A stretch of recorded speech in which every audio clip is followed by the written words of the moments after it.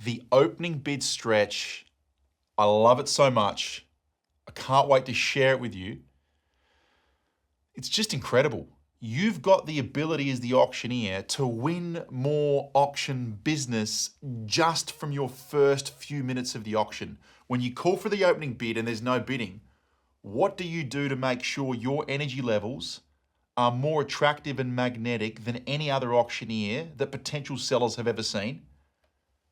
And what do you do to methodically and consistently drag out that opening bid stretch longer and to be more entertaining than any other auctioneer in your market? What do you do to inspire bidders to bid first versus you placing a vendor bid? No more vendor bids. We're going to dig deep, and even deeper than ever before to inspire the opening bid to come from a bidder. And it's going to be incredibly attractive for future vendors to see that, because nobody else works that hard at the beginning of the auction. First impressions count. Sounds cliche. First impressions count. You're calling for the opening bid. This is the first impression. Make it count. Let's work our way to the signature system and identify where the opening bid stretch lives inside the program. It lives inside the explore phase. We've already run through the position piece. We've had the strategy chat with the vendor, we've done the pre-auction setup, and we've done the intro. Here we are exploring the auction, exploring and digging deep to find where are we going to find that opening bid. The opening bid stretch. It's an exploration.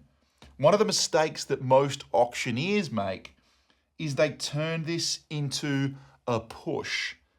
They're cliche, salesy, pushy, trying to push bidders to bid. Come on, what are you waiting for? Just bid. $1 million. Let's go $1 million. You can do it. Just bid.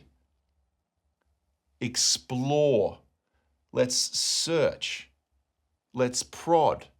Let's go left, let's go right, let's go forward, let's go back, let's go up, let's go down, and strategically search and explore and see what we can find.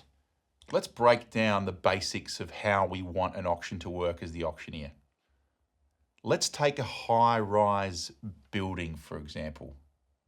Let's imagine that at the top is the vendor holding on to their reserve price.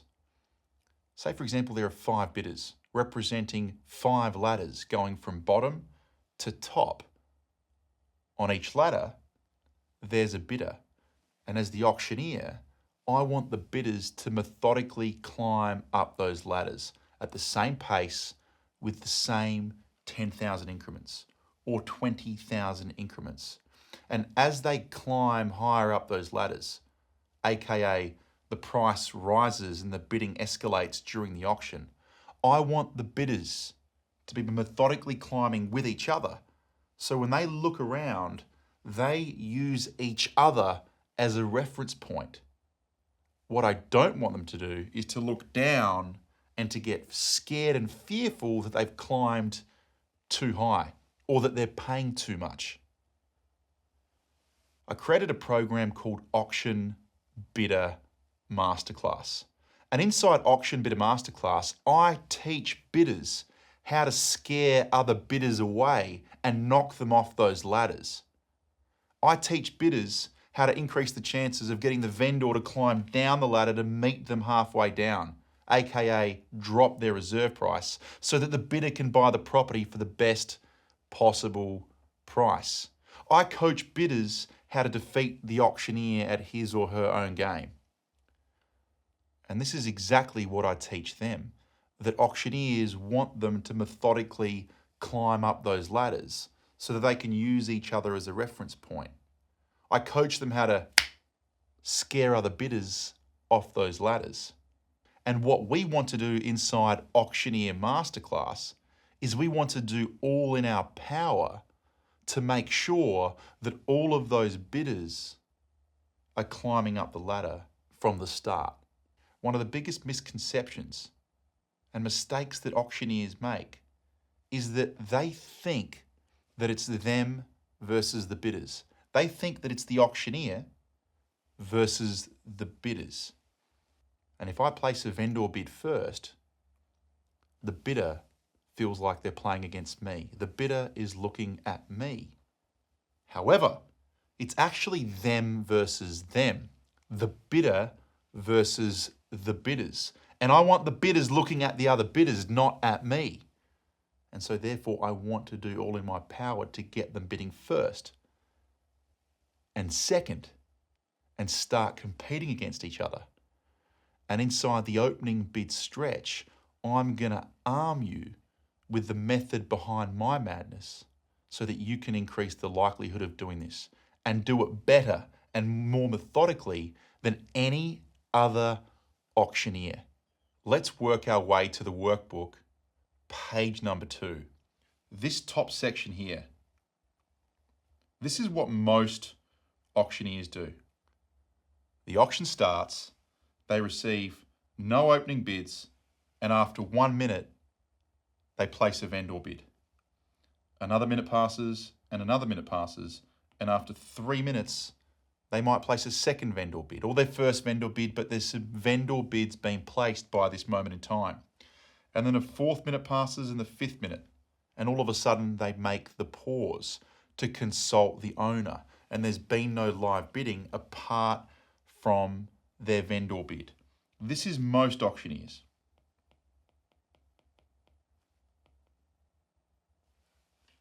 At the bottom, this is you. You're going to be living inside this zone here. This is Auctioneer Masterclass. Auctioneers.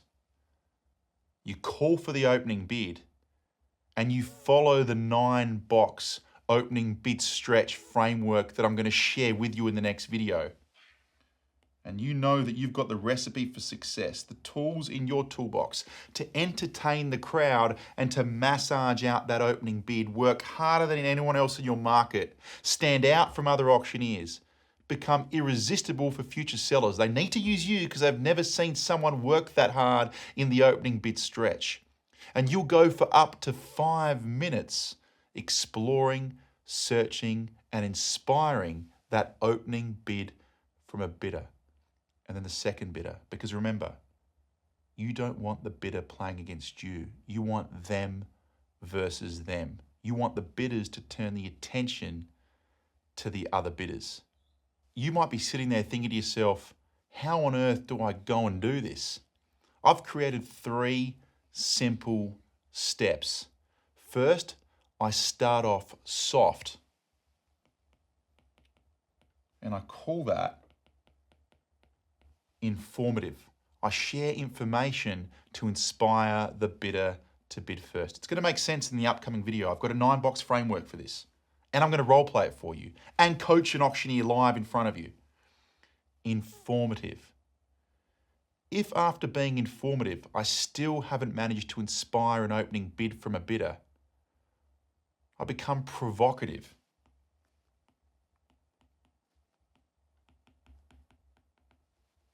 I pull some strings and do what I can to provoke the bidder to bid first. And if that still doesn't work, I make very clear suggestions on what I think they should do to rise to the occasion and bid first. I become suggestive. I start off soft with informative, then I pull some strings and become provocative. Then I get really clear if that still hasn't worked. This is what I suggest you do. This is why, and I become suggestive. Starting the engine of a car takes more energy than keeping the car gliding at 60 kilometers an hour. Starting the auction can take more energy than once the bidders are bidding against each other consistently. Let's put in the effort and understand the structure so that you can do this and start your engine, start the bidder's engine better and more effectively than anybody else in your market. Your vendors win, you win, the agent wins, everybody wins. And let me tell you, I'm going to stare at you down the barrel of the camera. You might think this is arrogant. I'm just being honest and speaking from my heart. I can't tell you how many times a future seller has come up to me after the auction and said to me, I've never seen an auctioneer work that hard trying to extract the opening bid with that much energy. I want you to auction our home. And I know the same will be true for you as an auctioneer. I'm going to teach you the framework. I'm going to get up and actually show you how I do it. I'm going to coach an auctioneer live, and I'm even going to have cutaway footage at live auctions of mine when I do this in real life. Now's the time for you and I to talk this through so you understand exactly what to do and how to do it. Let's roll up our sleeves. Let's get to work.